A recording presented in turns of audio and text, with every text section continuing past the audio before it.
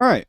Welcome, ladies and gentlemen. If you're watching this, this is the Sam Houston State Esports 2024 League of Legends Teams Tryouts. This is game number 2. There was a game previous or prior to this, but it wasn't recorded. Or at least if it was recorded, it was on the stream and not on this. I'm just going to be doing some overline commentary, not going to be doing too much actual casting. Just want to kind of break down the tendencies I see with players and with teams and stuff like that, just so that whoever is making this team can make some of the more informed decisions on the players that they want on their starting rosters. And we'll just kind of start with a little bit about breakdown. I know that a lot of times with collegiate tournaments, as I'm going to turn down my volume just a little bit. I know that a lot of time with collegiate tournaments, there's this penchant to kind of disregard drafting because a lot of people kind of play comfort. But I find that some of the best teams, especially teams that have players that decide that they want to go pro or they want to play in a more competitive environment, they pay attention to drafting, and what that means as far as like their champion pools. And yes, champions kind of come and go, but there's still a number of things. There are always staple champions, I think, in any within the game in any given role.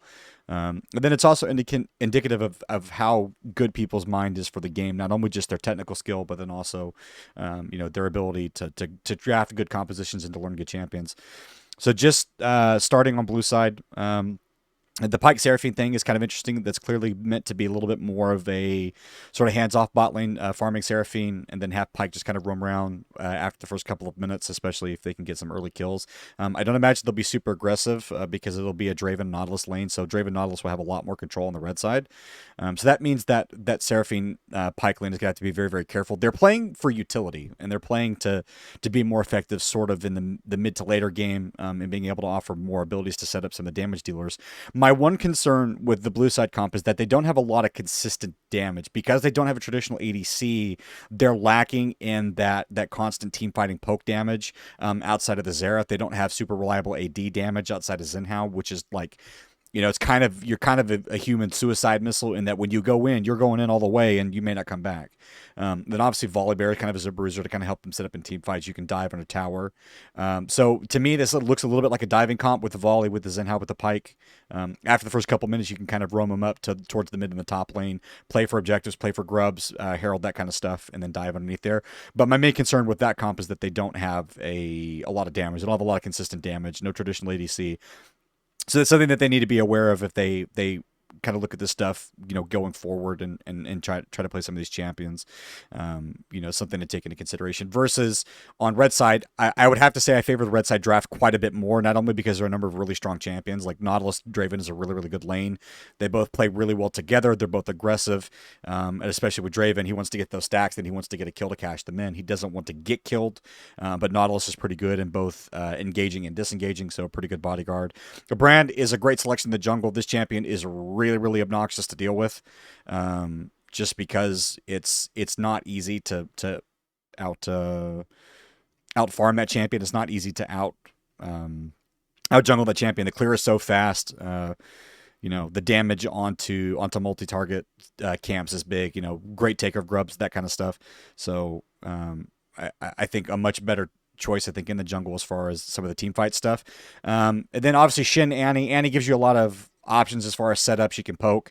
Tibbers gives her an easy way to kind of get in and get out, especially if you can set up CC on other targets, which you can with the Nautilus, with the Brand. And then Shen gives you that sort of global ult. So it's a lot of protection. So there's a lot of things that this team does really, really well.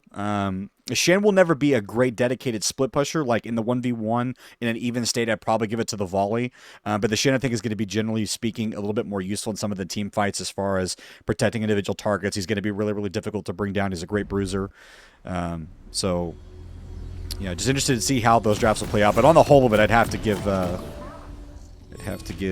turn scoreboard and time controls off. Turn chat off as well. Objective timers. And yeah, we'll close that out. But yeah, just on the whole of it, I'd probably give it to the red side draft. I just think they're probably going to be a little bit stronger. Welcome to Summoner's Rift. So we're going to zoom out a little bit here. Big caveat, obviously, is going to be how that bot lane goes. So I'm going to switch these guys around. 30 seconds until minions spawn. Volley in that mid lane. Shen. Switch that. Switch that. Then we'll switch this.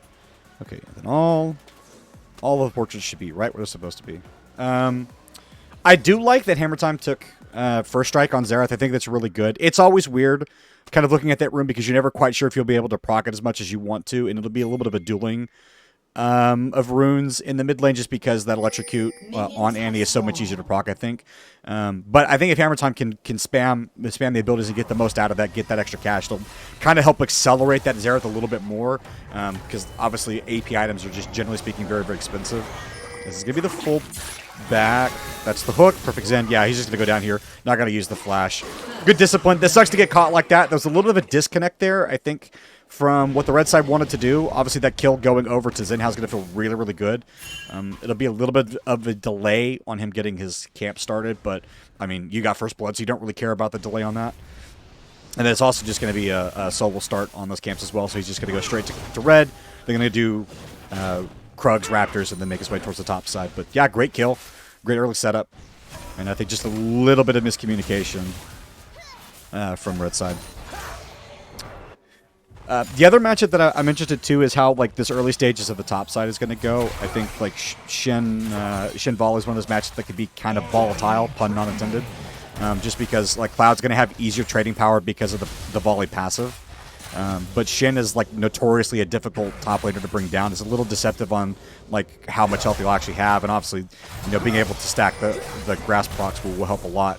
But the trading power is 100% going to be in Cloud's favor. Yeah, they're both running glass, but you know the volley passive is I think just a better passive for laning. It's not only just farming, you know, getting some of that push, but then also just in the general trading.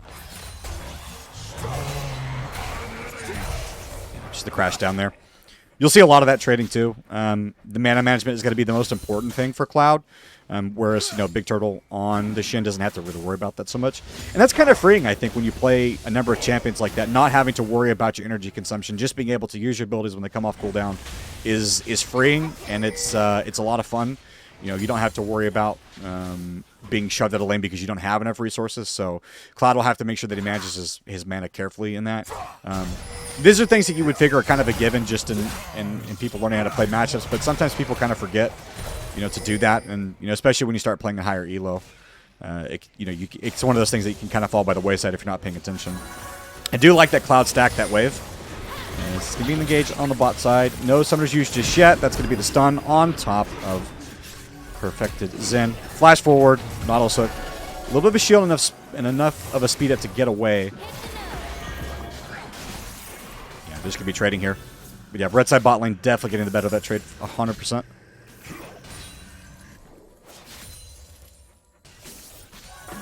The next couple of minutes, the big thing is going to be timing for these junglers when they want to get involved with the lanes and where they want to get. Ooh, nice hook. That's going to be he'll come out. Hook under the tower. That's going to be the attack, getting that kill. So Perfected Vin is going to be able to cash in on that before he dies. Or not, sorry, not going to die. Man, I haven't cast it in a hot minute. Yeah, great job by the Draven, getting that kill, being able to cash in on what is, relatively speaking, not a lot of stacks, but better to cash on it early and get the kill than be killed and not being able to cash in at all. So he'll be super happy about that. And it kind of equalizes on the board, but it is a 1-for-1 in the end, so...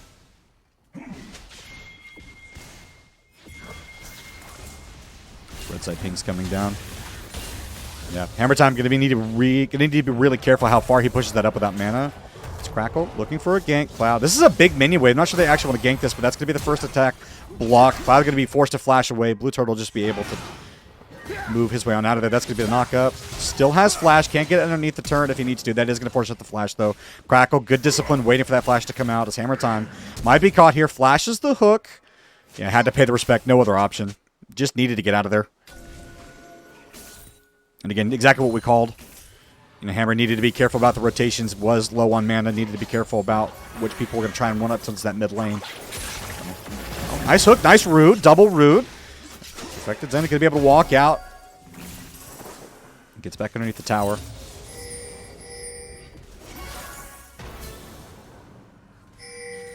Tech's looking. Probably not going to be able to find anything here. We'll just kill the ward. So, nice little 30 gold in his pocket. So during some of those early rotations while Crackle's up there trying to trade, get some damage on the top laner, Tech's starting to get ahead a little bit on the rotations on his camps. Will be in a pretty good spot here very, very shortly to go try and start up Krugs if he wants to.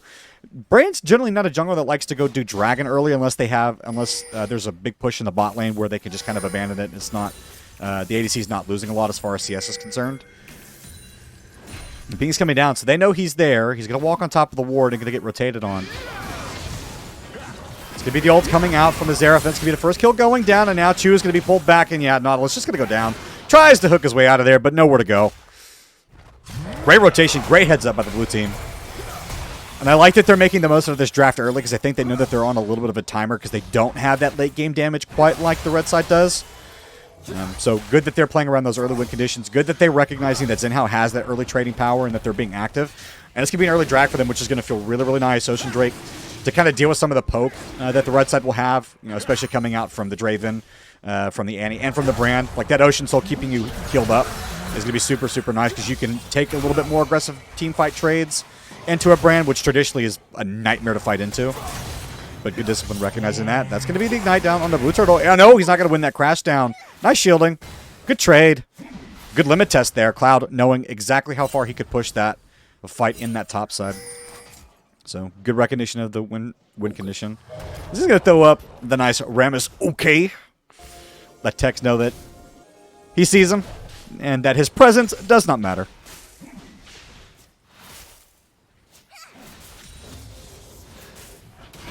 Mid lane, fairly even affair. Is that blue? Okay, yeah, I was gonna have to smite that. I was gonna say that would feel really, really bad if that blue was gonna reset on top of him after taking it. All right, this is not so easy a dive. It's gonna be the shield to get the speed up, and the blue should be just fine.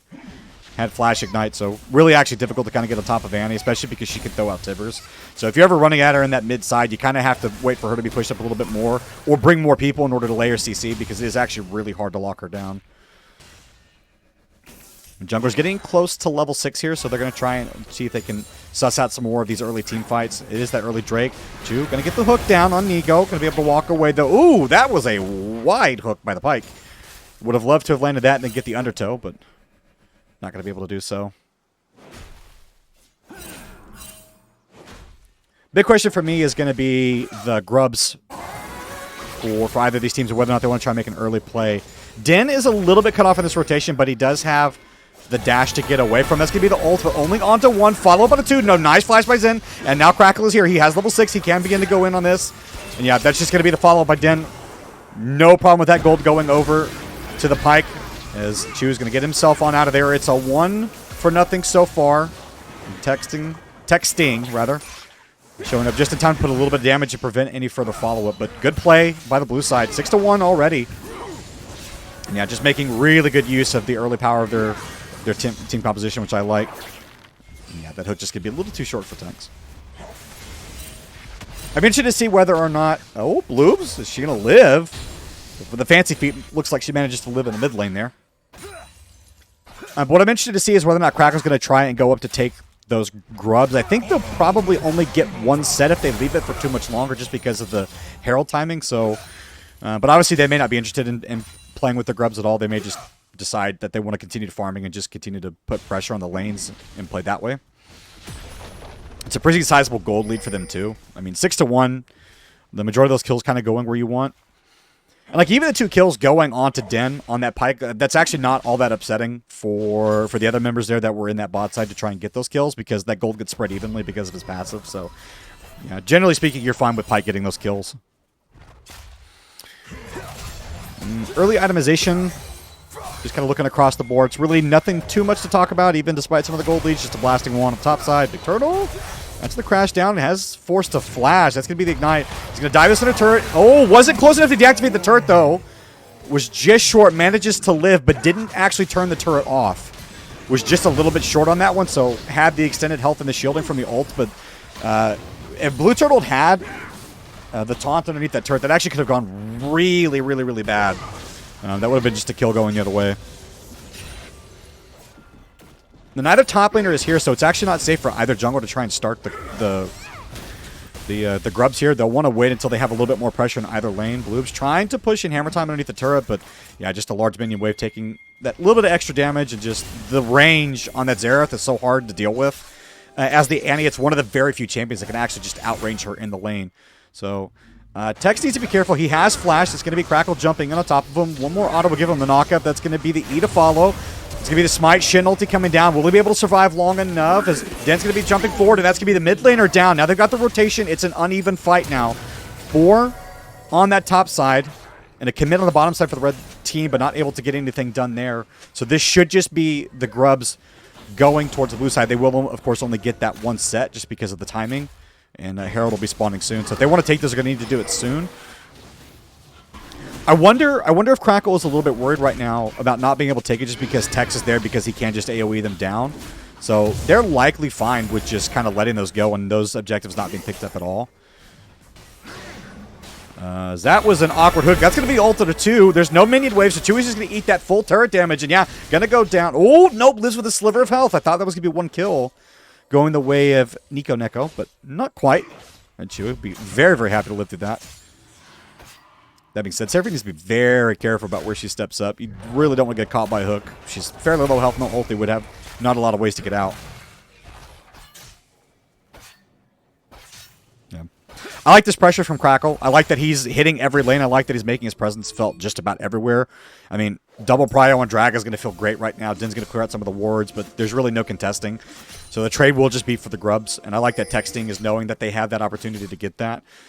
It's a consolation prize. It doesn't mean a whole lot, but it's, you know, it's something rather than nothing. Cloud, though, kind of wants to contest this. There's really not a whole lot he can do. He can kind of poke and prod and being annoying, but because there's 3 there on that top side, really just needs to be careful and kind of let it go.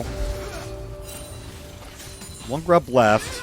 Texting does have Smite, and he's going to secure that last one. Cloud, I would not recommend doing that one, buddy. You are a little bit outnumbered. Would be 3 on 2. Den's made his way up, though, so I think they're just going to posture this a little bit more. Crackle. Yeah, I like that. Take the opportunity. Get the most that you can. Know that the jungler's top side. Deny any of the extra resources that you can. Continue to get farm where you can. And what's impressive to me is even though it's not a huge difference in CS, like, it is impressive that Crackle is up over Texting. Chew, not sure where he wanted to go with that one. That hook is going to miss, but it's not going to matter. Crackle, not going to be able to get away from this one. That's going to be the knockup. That's going to be the stun, the root, and that's going to be the ult from Den. They're going to knock him down. As, it looked like Bloobs for a minute was going to try and chase Hammer down with with the Tibbers. Not sure if that's going to work. Zen just going to throw out the ult to try to clear the wave. Oh, this is going to be a full commit. Can they get him? Oh, nice hook. They're going to be knocking down. It won't be able to get it with the ult. Oh, Bloobs. Ah, that's unfortunate.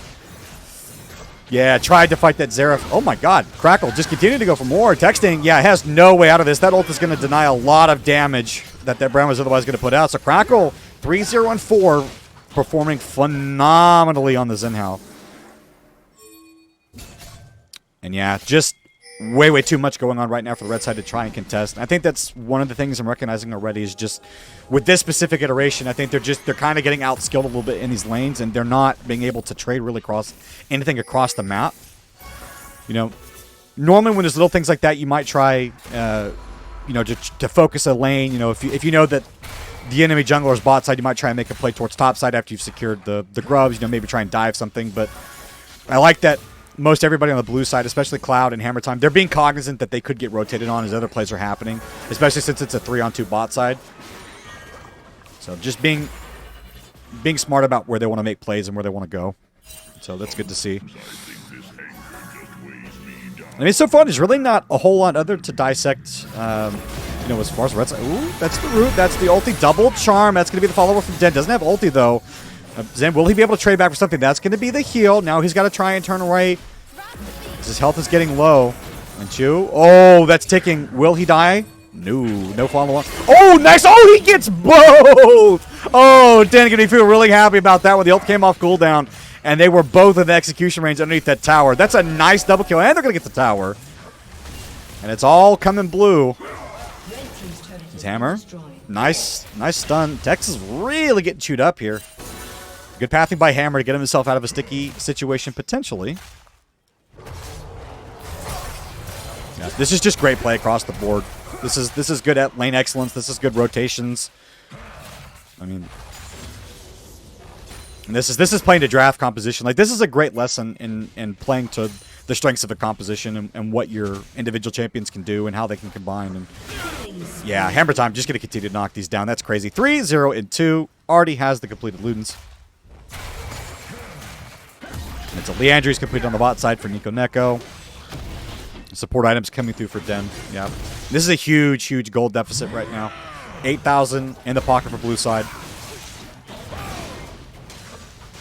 And really, this game starts to become a lot harder for these red side champions just because they are relying on so much scaling that they're not getting. I mean, Zen has been essentially shut down on that Draven. Yeah, I got that one kill kind of early on in the early laning phase, but I mean, that is just... That's far and away gone, and I think that's no fault of laning incapability or anything like that. I think that's mostly just due to the fact that they've been caught in rotation so many times trying to make a play in the bot side, and blue team was there. You know, Crackle just showing up at the right moments, countering anything that Texting wanted to get going is huge. And I think for both these teams, I think this next drag fight is going to decide a lot.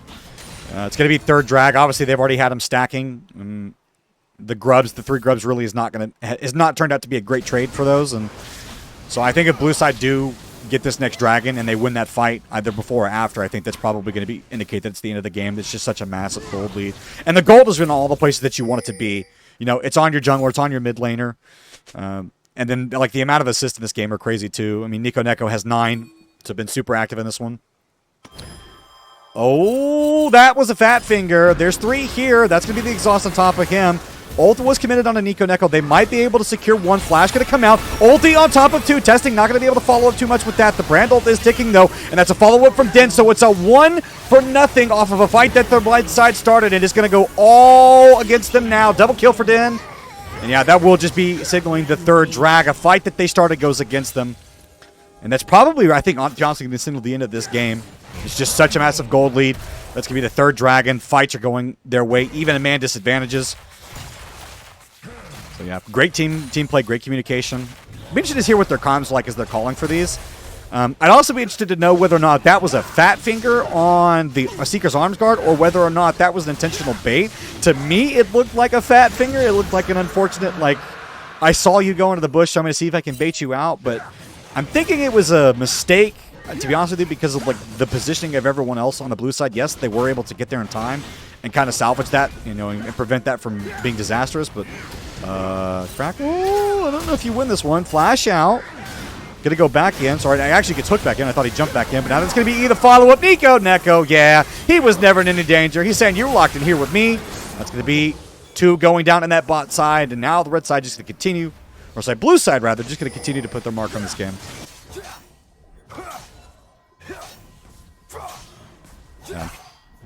Yeah, I'm loving this jungle performance. I think Crackle's got a great mind for the game right now.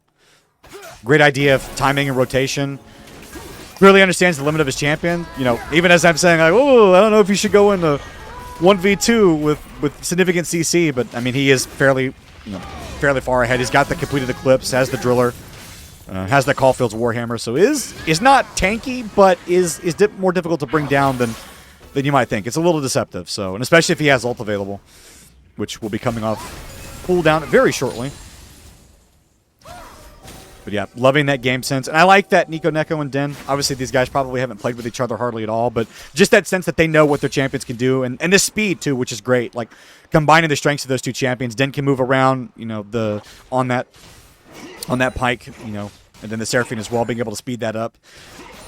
Which is one of the few things that is actually fairly difficult for the red side team to deal with outside of, like, obviously the disadvantages that they're at now with itemization and gold. Like, on an even state, it's so difficult to deal with 2 champions that are that mobile because it's harder to hit skill shots, it's harder to lock them down for damage, and it's harder to counteract them when they're moving that fast around the map and you can't respond to it. You know, so... And then it gives you options, too. Like, if you have that kind of mobility, you can make really, really quick plays in places where you have vision on, you know, 1 or 2 members, and you can collapse really, really quickly before anybody can do anything about it. So I want to see if Red Side can try and do anything to at least eke something back in this, find some kind of way to get some shutdown gold. I mean, there's a lot of gold on there, but probably not going to happen. The Bloobs is going to die just after summoning Tibbers, so really nothing doing there. But I mean, there's a lot of shutdown gold. Thinking to isolate even 1 member on a man advantage, it would do some good, but yeah, there's nothing that they can do. Turtle's not even going to be able to get the Shen ulti out. That's just how far ahead this red side team is, and that should just be the free Baron. Texas not going to be able to do anything about it. so that one lose condition that they had as far as late game damage, I mean, they've done such a great job in mitigating that by just being super proactive and making sure that they never reach the situation where that late game damage is going to be a problem. And you can see what I'm talking about a little bit with this, because they don't take Baron really, really quickly. It's a very, very slow Baron take. You know, you don't have a traditional ADC, so it's a mage. It's really your top laner and your jungler putting in most of the damage to try and secure that. So that's like one of the weaknesses of a comp like this, is if you do fall behind, like you don't have a great way to continue damage. But if you get ahead, like they have, like when you have the Pyke getting ahead, when you have the Xin Hao getting ahead, and then you've fed a lot of this gold into the mid laner, it's really, really difficult to deal with when your scaling is so far behind. So that win condition of like, that 35, 40-minute thing where you're going to have those items doesn't matter this early in the game. I mean, it's 21 minutes, they're already knocking down or knocking at the door of the first inhibitor in the mid lane. This is going to have to be a pretty good defense here. They don't want to get caught underneath the tower. That's going to be ult on top of the Nautilus. Not much following there. 2 kills right underneath the tower. That's going to be the Volibear shutting the tower down, chasing underneath it. Double kill for the mid laner. And yeah, it's all they can do to just try and survive underneath this tower, but even that's not going to be a safety point for them, as Crackle's going to go Godlight. It's going to be yet another kill for Dennis. He's going to get the ace. They're going to knock down this inhibitor, and that should just be the end of the game. Fantastic performance. Fantastic performance. I can't say it enough. I love that jungle performance. I love that mid lane performance. I like that they were strong in lane. I like that they were clearly communicating. They clearly had a game plan. So yeah, not a whole lot to digest there. And for the red side, I think it was just a textbook old-fashioned ass whooping. That's really all it was. There's not a whole lot they could do. They got that 1 kill in the bot lane. That was it. 29-1. Impressive.